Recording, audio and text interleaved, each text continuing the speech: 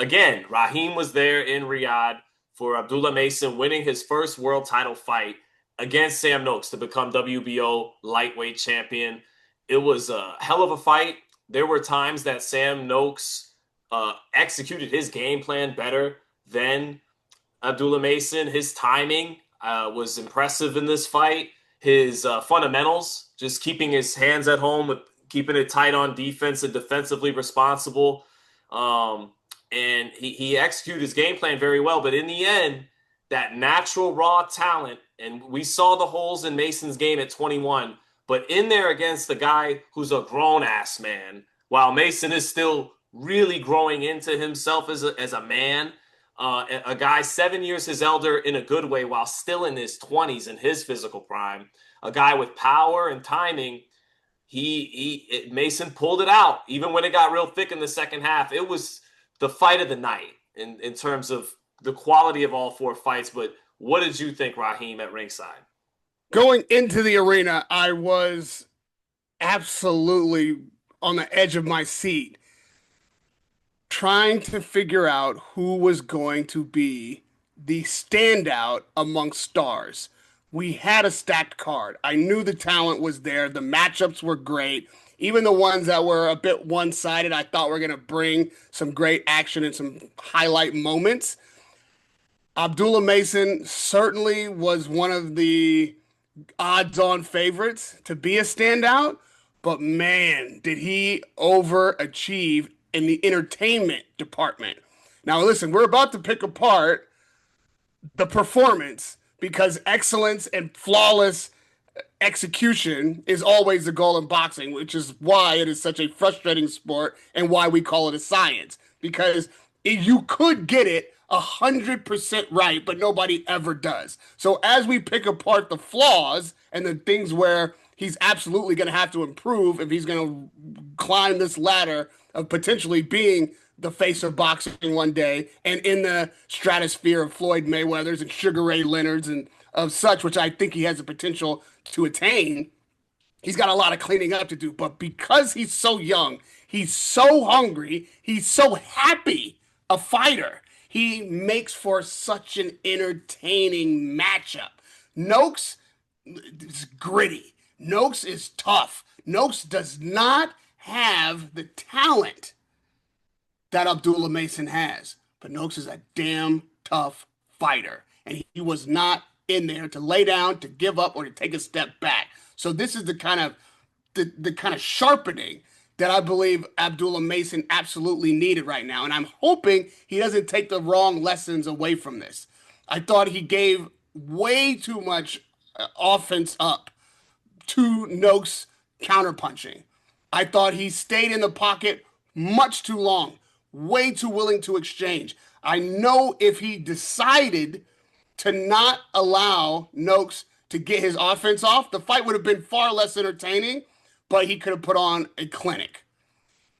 What I saw early in the fight was the ability for Mason to land combination punches and to simply outclass Noakes. The problem was that he doesn't have the power yet. He ain't got that grown man power yet. And if he did, he would have stopped Noakes in his tracks from coming forward. Heard him that multiple he times. never was able to do all night. Heard him multiple times, even while still growing into that grown man power, still had the superior firepower to the grown-ass man who hits good himself. So clean, yeah, crisp, yeah. Shots, combination shots. But I'm trying to tell you, that extra oomph, yeah, that lets your nut hang power was not there. That was really the only reason that Noakes could continue as long as he did, and to put up such nice not combinations, but such nice counterpunching for the effort. He took Abdul into deep waters in a way that if Abdullah, and this was the quote that he had in our interview, I just like to fight. That's exactly what it is. Boxing is about hit and don't be hit, but some guys don't mind getting hit because they like to fight. That spurs them on. And that is a young warrior's mentality, but that is not the mentality of longevity. That is not a master classman's mentality. And I'm interested to see when that fork comes in the road, when the talent gets better, which road Abdullah's going to take. Well, to your point, you have a fighter with a freakish 74-inch reach, just like Crawford had coming up at lightweight, and he's staying in the phone booth to get his best stuff done. But I push back a little bit from a technical sense, assuming that he could have made it an easy fight on his back foot behind his jab. In spots, the jab, you saw it, that with a little bit more seasoning and everything, this could be this could be so much easier than it is at 21 years old behind that jab and making the most of those physical attributes. But he's not there yet. And even the jab, when it was effective, there's times all that talk about the bow and arrow after Devin and Ryan, same problem. He'll do the bow and arrow and the chin a few times. As long and as effective as the jab was, I mean, the chin was up there, and it was all those. That's what you're getting at on all those big holes. But when you got a guy who's so young, like you said, and got such a good head on his shoulders and has such a great foundation of talent, of length, power, speed, and counterpunching, that he could get there. He's got the tools to do it and everything. I would just say that he still had those pulling straight out sometimes with the chin a little bit up. And so I think that's why he couldn't make it today at 21 as easy a fight as he could potentially very well have made it a year, 2 years, 3 years, definitely from now. So on that point, and I gotta ask you this. But now that you mention it about I like to fight, you know who was like that? Terrence Crawford. But the thing is, Crawford got so good with his craft as this all around great fighter that he was protected from that same temperament that Mason showed a little bit, because he had a lot of skill and seasoning to not let that be his detriment. And still, as he got older, having the maturity to know when to do it, when not to do it. But I remember Crawford shadow boxing with Shakur when I was hanging out with them one time, and he was like, I need to get back to boxing. I've just been knocking motherfuckers out. And he said that right after the Mean Machine fight, right? And he was starting to get hit a little bit more in some of those fights at welterweight. And then we saw he dialed it up for Spencer Canelo and all that. But point being, what I want to ask you is, there were some parallels here. They both are southpaws. They're 74-inch reach. Mason won his first title, the WBO Lightweight Championship. It's the same title Crawford first won, WBO Lightweight Championship. And I think Mason was by the way, on a separate note, I think Mason was taken to deeper waters than a lot of blue chip American prospects have in their first WBO top-ranked title debut, because he was doing it at a younger age with less amateur background.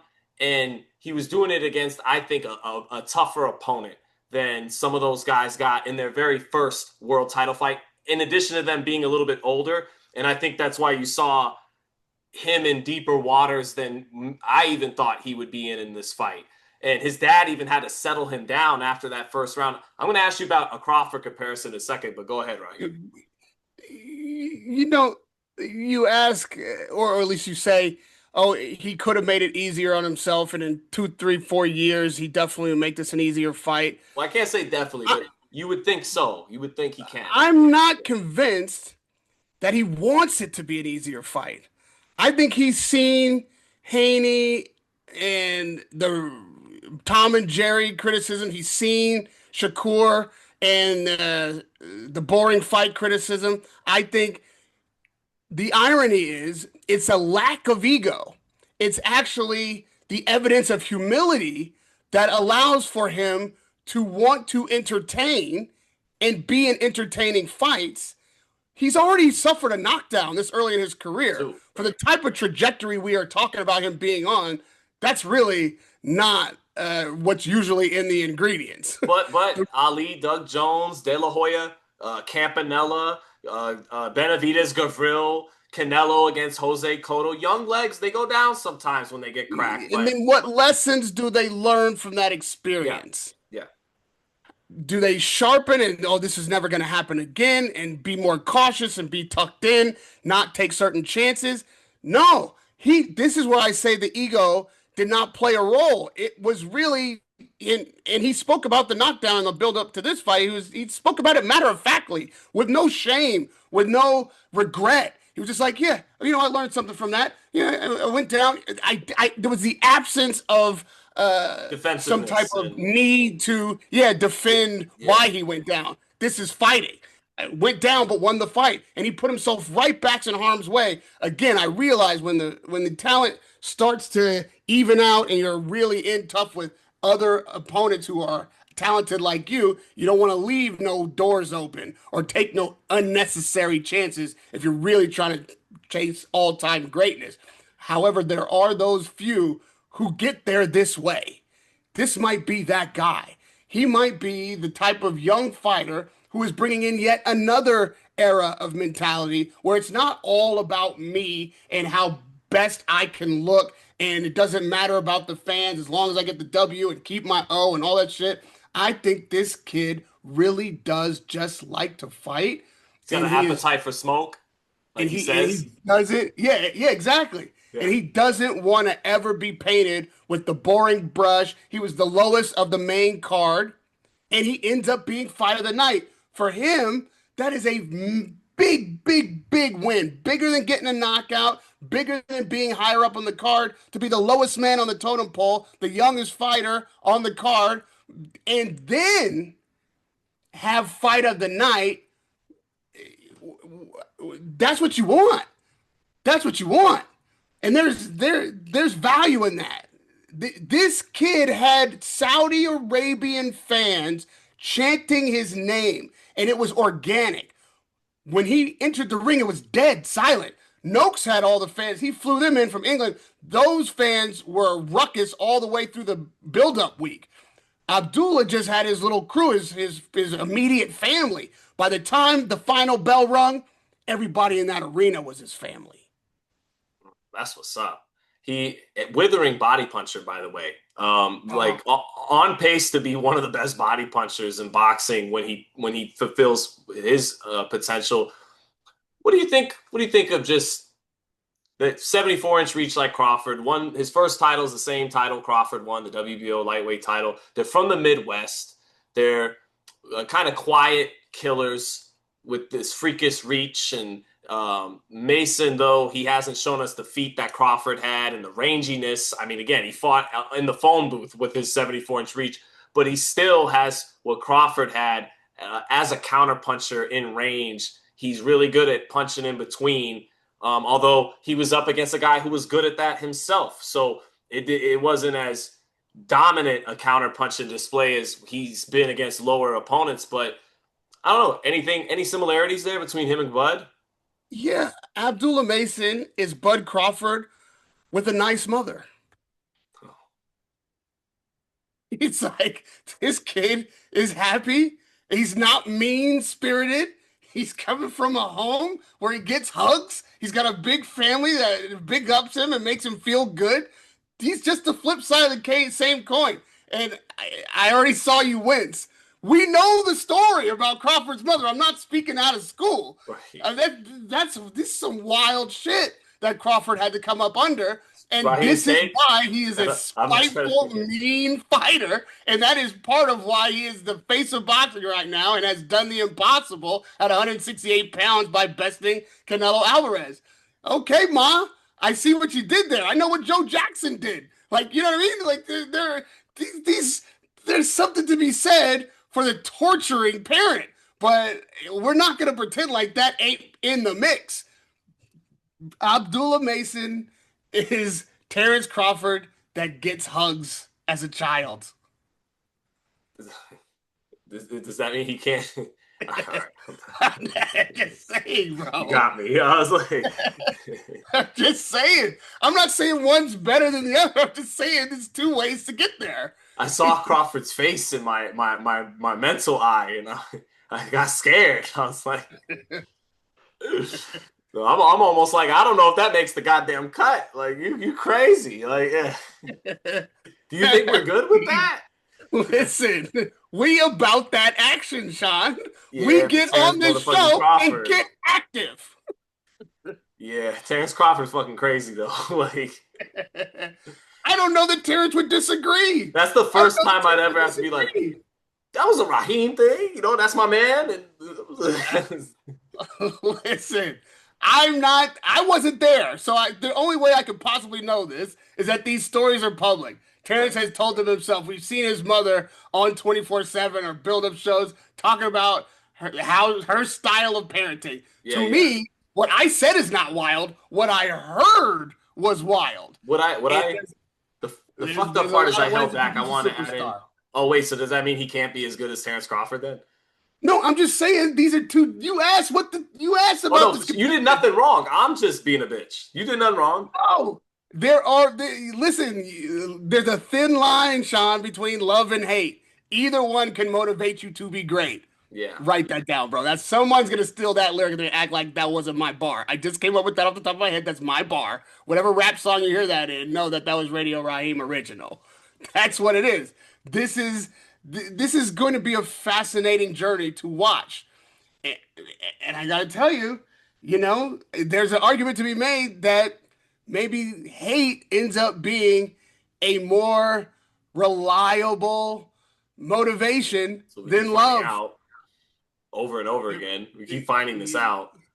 You know what I'm saying? Yeah. So, we're gonna see where Abdullah Mason tunes up the kit. We're gonna see where he tightens the bolts and decides to grind the gears.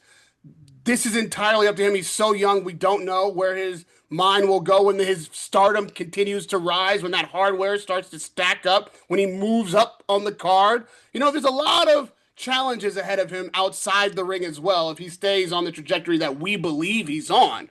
So we don't know. But right now, I believe that's where he's coming from. And part of his well of energy and he's a happy fighter. He's a relaxed fighter.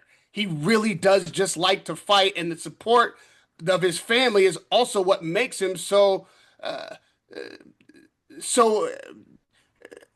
relatable and likable. And I don't hate to, but I hesitate to use this word adorable because it isn't something you would normally characterize as a warrior or a masculine image. But that's what I mean. Like, you adore the guy. When I talk to him, I want him to do well. I want to see him succeed. I don't know him outside of boxing, but he feels like the kind of kid that you really cheer for. I got to be careful with that because I'm covering Yeah. him. I expect to cover him for a very long time, but there's not a lot of people that organically inspire you that way. Yeah. It's love, and it's because he's coming from love and he's bringing love with him. That is the presence of that family. And we're going to see how far love can take him because there's a thin line, Sean, between love and hate. And you can use either one as fuel to be great.